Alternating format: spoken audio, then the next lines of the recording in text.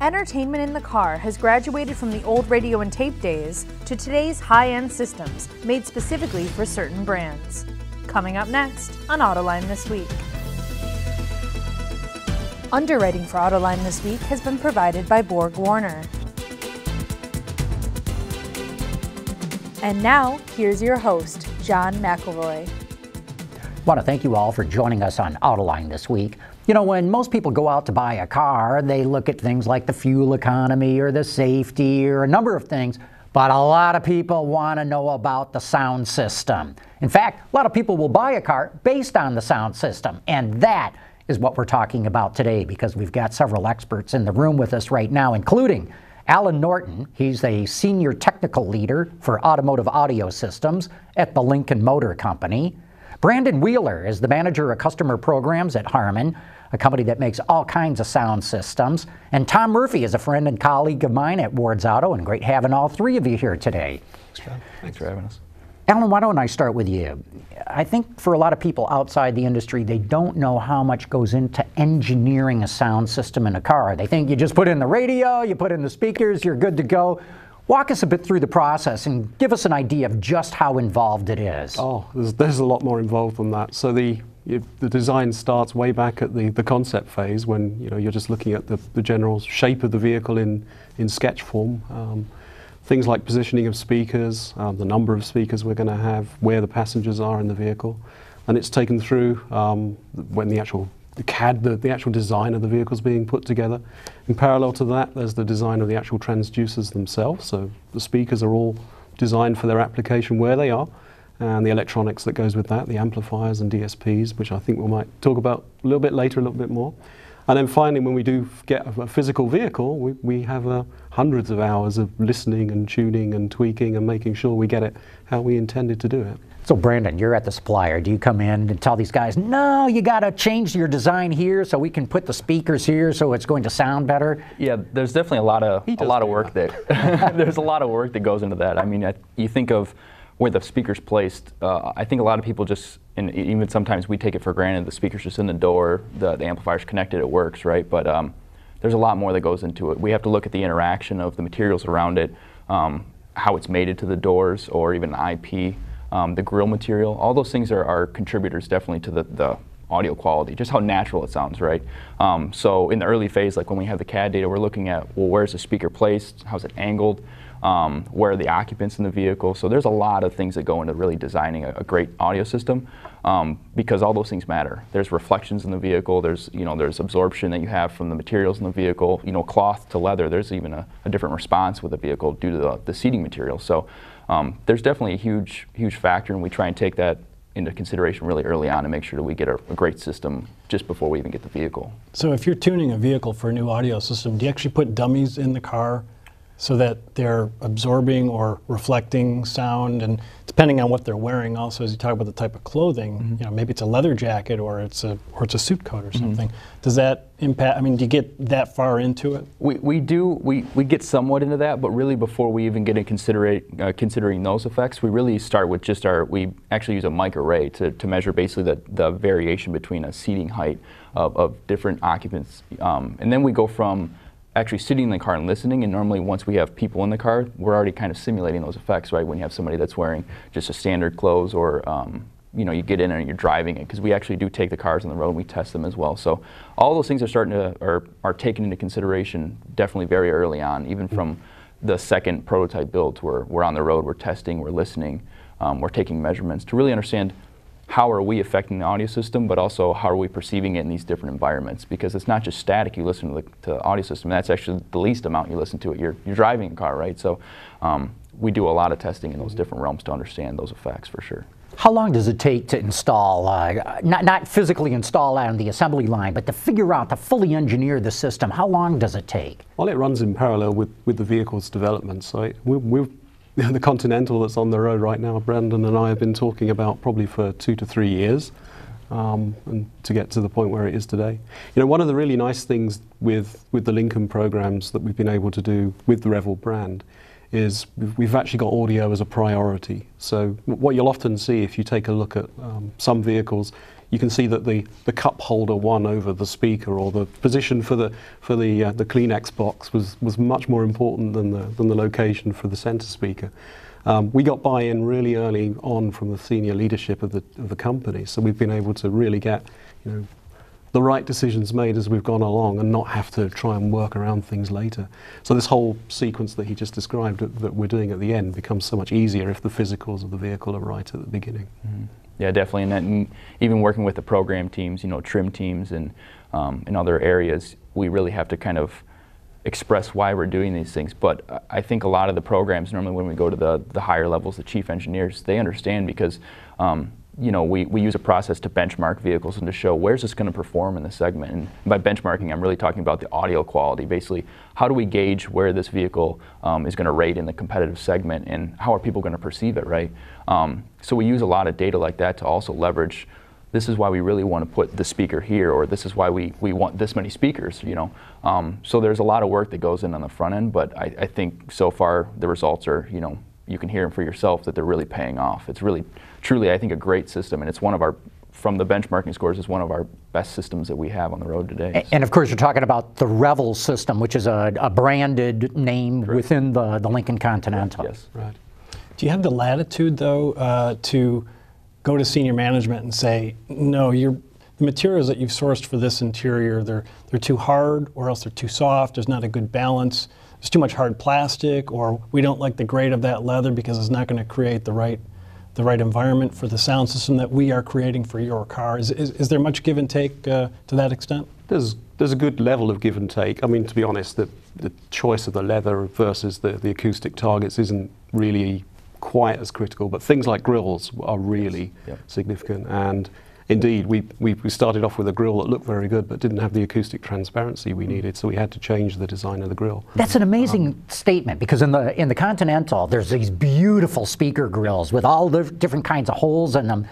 I'm sure the designers set that pattern, and you must have come back and go, not that pattern. The original one, yeah. Yeah, we went through, I think, 3 to 4 revisions on that pattern before we really said that's going to work. But the interesting thing is that's where you learn, and that's why these systems, I think, keep maturing and becoming even better, is because there's not only a relationship we build, but also an understanding and knowledge of how Lincoln wants to execute the interiors of their vehicles, but also how we want to execute our audio systems. So we start to learn from what grill patterns are we going to use, testing them in an anechoic chamber. Also, again, there's the other interactions. It's not just the grill, because sometimes the speaker has to be at a certain angle to the interior, so that has to mate in a certain way, so there's a substrate. So not just putting a tube on it, which actually causes mid-range honkiness and things of that nature. So starting to flare edges and really get creative and solutions to make the audio system, again, just sound so much more natural. Less coloration, less effects from the materials, you know, in the very end. So premium audio systems have become so popular. I mean, not just at the high end like in the Continental, but at entry-level vehicles, there's almost always going to be a premium audio system that's available. Yet it's very subjective in terms of deciding, yes, this is the best sound system that I've ever heard. Or how are consumers supposed to be deciding between, you know, and are consumers even going that far as picking cars based on, that's the sound system that I want? Well, you want to go for it? I'd certainly love to think they were doing that. It's obviously a priority. One of the things that we do very diligently is look at customer feedback. So if you buy a new Lincoln vehicle or a Ford vehicle, a few months after you receive it, you'll get a survey. And we read every single comment that comes back from those things. And that really does tell us that audio, the interaction with the audio system and the way it performs, is something which customers really value, especially when it doesn't do what they expect. It certainly is up there. In terms of the target, so our ideal audio system is one that gets to the point where the person that originally recorded the music would say, yes, this is how I intended it to sound. And in fact, one of the things we do with Revel is spend a lot of time encouraging engineers and ourselves as well, listening to consumer Revel high-end audio speakers as well. That's our reference. We were talking earlier, there's the situation you often come into is where you'll be listening to the system at the very end before you're about to let it out. And there's a piece of music where a note just keeps on irritating you. And after fiddling with it for ages and not being able to fix it, or maybe making other things worse. You go and listen to it in the reference room and it's actually on the recording. So it's really important to go back to that reference. Do you find that there are a lot of premium audio systems out there that don't achieve that level of, doing what the artist originally wanted in terms of the recording? I think so. Certainly, there are some which have a characteristic. The smiley faced EQ is so you have a very increased bass and a very bright treble. Mm-hmm. That certainly isn't the target of the systems that we've been engineering together. Mm-hmm. What about different customers in different countries?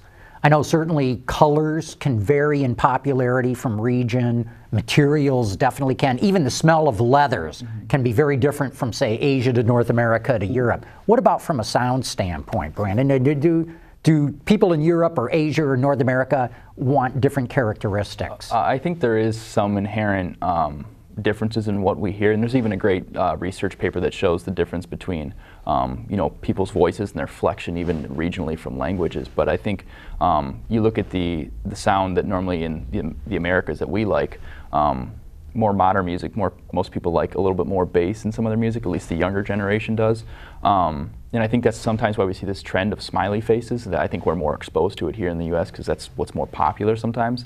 But I know even with the spatial, normally what we say is left, center, and right, where instruments or vocalists are placed in the image, that effect of where they're at is even different. I know in Europe, normally they like the vocalist or the center image to be actually over the steering wheel, whereas in the US we try and aim to be a little bit more to the right or even at center of the vehicle. Basically we say like at the hood ornament, for the vocalist. So that definitely does have some impact regionally, but I think overall though people still have the same perception of what they like in good audio. I think there's some deviation sometimes, but again, I think once we get down to really the nitty-gritty, I think it really is similar. I think people have the same subjective feeling for what is good audio. So we've never argued about where the image should be, have we? Not at all. What about audio platforms, though, from region to region? Here in the U.S., it's hard to buy a car today that has a CD player in it, and there might still be regions of the world where people want cassette players. So how do you, since everybody's wanting to develop world cars that are the same, from market to market, isn't it difficult to accommodate so many different needs in terms of what people are listening to, whether it's MP3s or whether it's mostly satellite radio or whether it's cassettes or something else? 8 tracks. At least from our side, from the supplier side, we look at it regionally from the standpoint of normally these vehicles are built in different regions, so we have to start out from where it's originating from, but there are also variants. So that gives us actually the leverage to try and make those variant changes based on the regions. So we'll have multiple EQs for different variants of vehicles. So if it's a European style car and we know that's just normally Europe, we normally have it benchmarked in Europe. So we have, again, a listening pool that's based heavily out of Europe. But then we do the same thing for American cars as well. We have them benchmarked here, actually in our office in Novi. So we do some of that research to make sure that we're covering, what is good sound from the perception of males, females, different ages, and all those things. But they're trained listeners. So again, we're trying to take some of that, I guess you could say, subjective bias out of it by using more of an objective approach to really having trained listeners, verify is this good sound or not. So we do look at it from a platform and variant standpoint for sure. But I think again, once we get down to what is good sound, I think we're able to really find out that it's really more of just, is it an even response? Does the spatial accuracy, is it really focused or is it blurry? There's certain elements that people look for and they don't even realize they're doing it, So in terms of the media, where you were going with the question in terms of CD and so on, if you look at automotive, it's following the consumer trend. So CD usage is absolutely going down, even where we still have vehicles with it. Our customer feedback is telling us that it's not being used as much. Streaming is becoming the predominant alternative to live radio via either satellite or FM broadcast. Actually, is still very popular, and that actually is a problem in the audio world because we've got a multi-$1,000 retailing audio system with the cutting-edge DSP technology and loudspeakers, and unfortunately, people are listening to very poor audio sources. So that's one of the challenges for our industry as we're moving forward. Is that even in the case of like high definition FM broadcast? That's still only really about as good as a very good MP3. It's still a lost. So what you're saying is satellite radio, streaming music through your phone or a thumb drive really is not a very good source of music.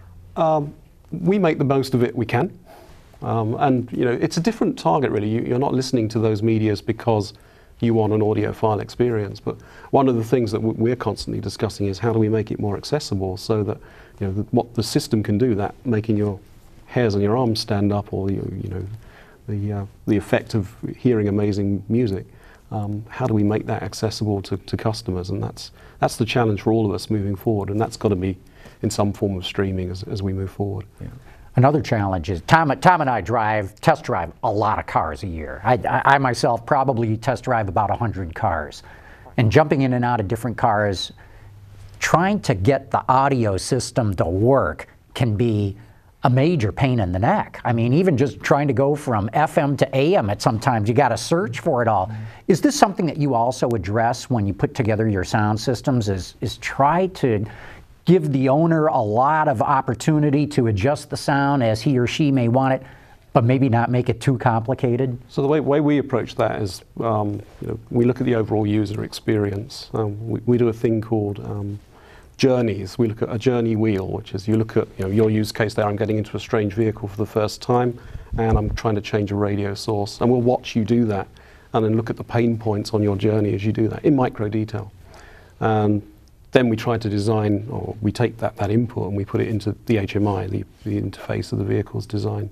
So you'll see Sync 3, our latest generation, is significantly refined in terms of how quickly you can get between things, and then the experience you have with it is really good.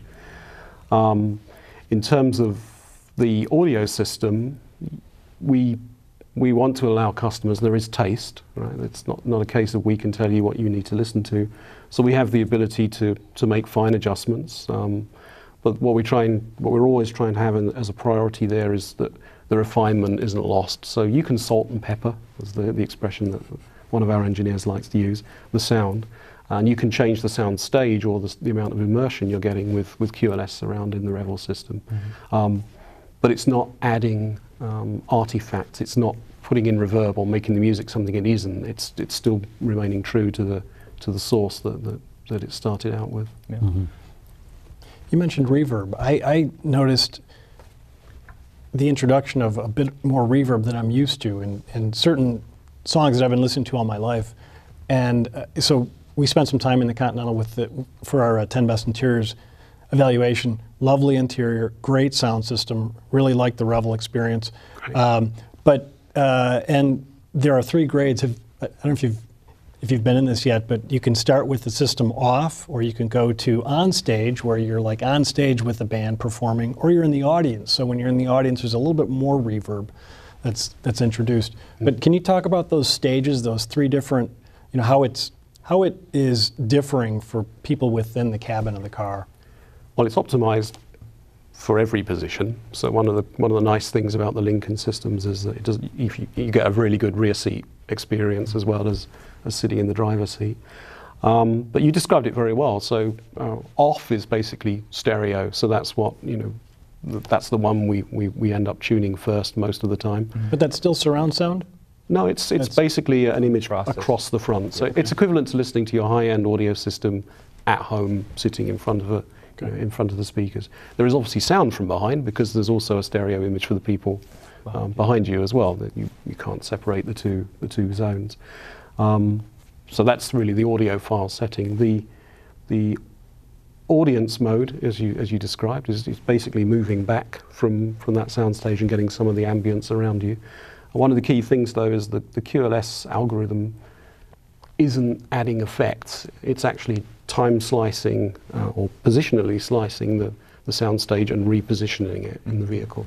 Yep. So one of the key nice things about QLS is if you take all the slices and put them back together, you end up with stereo again. So you've not added artifacts not there.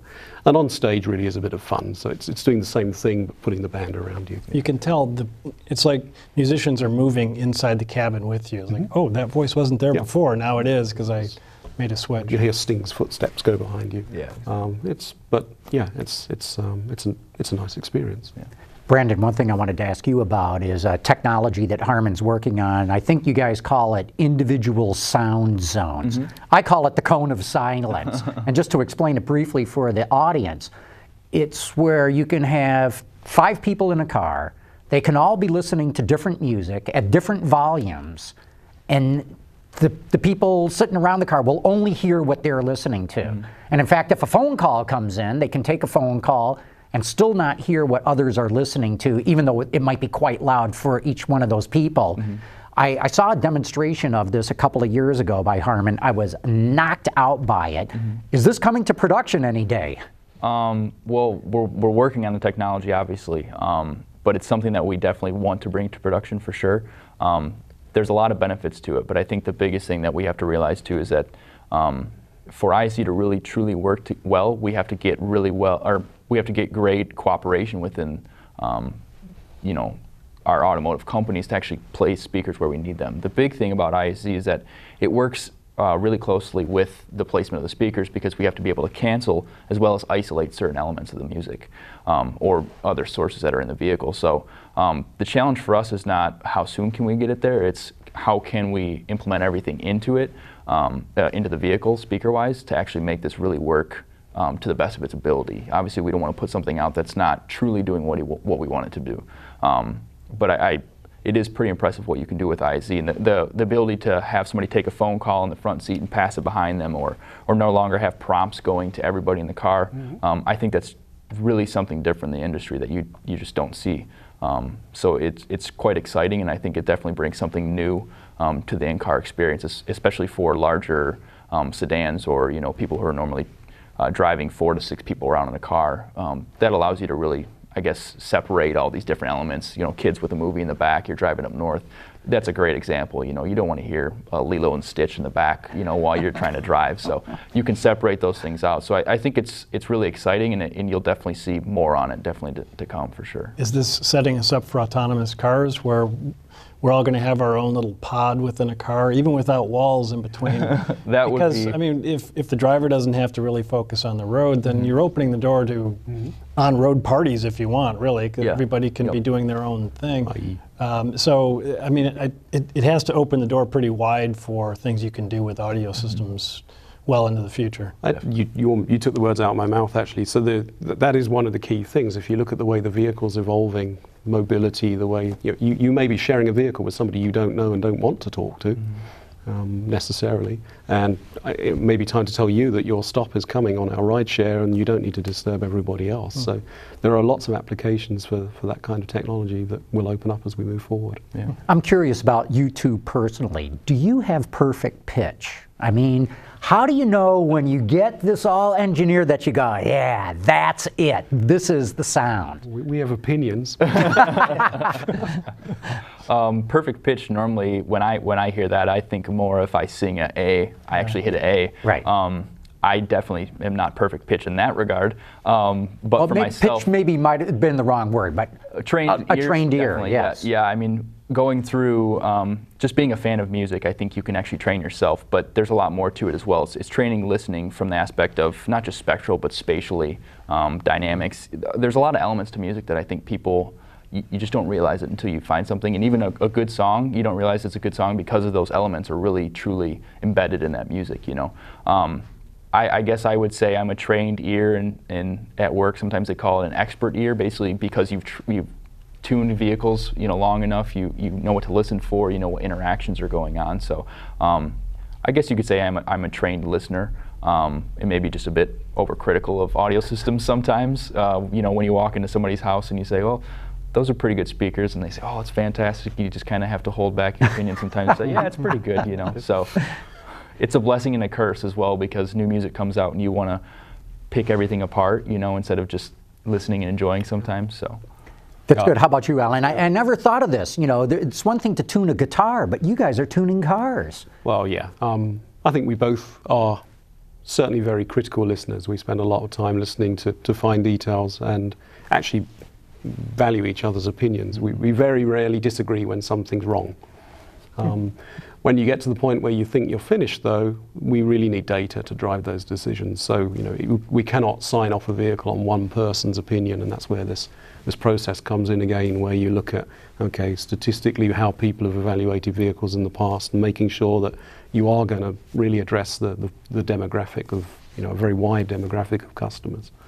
So, for the number of speakers in a system, Revel has what? Well, there's two. There's Revel and then there's Revel Ultima. And one has 19 speakers?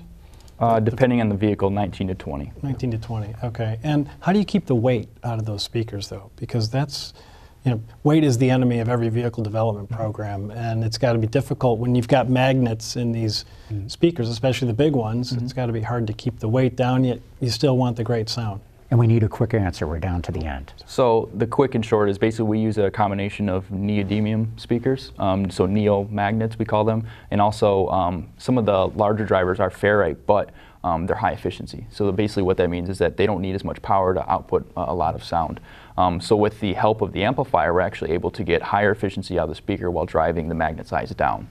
So by doing both of those elements, we're able to take some of the weight out, and obviously we're always looking for ways to kind of improve on the weight savings as well. So. And with that, we're going to have to wrap it up. Alan Norton, Brandon Wheeler, Tom Murphy, thank all of you. A very interesting discussion on audio systems in cars, and hope you all enjoyed it as much as I did.